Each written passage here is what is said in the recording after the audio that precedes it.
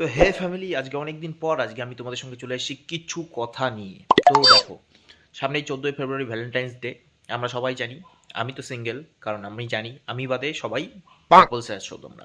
ঠিক আছে, তো যারা যারা কাপলস আছো, তারা তো যাদের অনেক দিনের লং লং টাইম রিলেশনশিপ, তাদেরটা ঠিক আছে, বাট যাদের রিসেন্টলি দু একদিনের মধ্যে রিলেশনশিপ হয়েছে, মানে ভ্যালেন্টাইন্স ডে আসছে, সিঙ্গেল কেন থাকবো এই কারণে যারা রিলেশনশিপে গেছো, বা দুদিন আগে বা এক মাসের মধ্যে রিলেশনশিপে এসেছো, এই মাসে, এই ফেব্রুয়ারি মাসে বা জানুয়ারিতে 2024-এ নতুন করে, তাদেরকে বলছি জাজ না করে ওয়েতে যেও না। বিকজ তখন কি হবে ব্যাপারটা, তখন হবে কি ব্যাপারটা, যে ভ্যালেন্টাইন্স ডে গেল, সামনে দুর্গাপূজায় দেখবে এরকম হবে, আসবে আমার ঘরে আমার ছোট্ট সোনা, ভরিয়ে দেবে খুশির আলোয় পাহাড় জোছনা।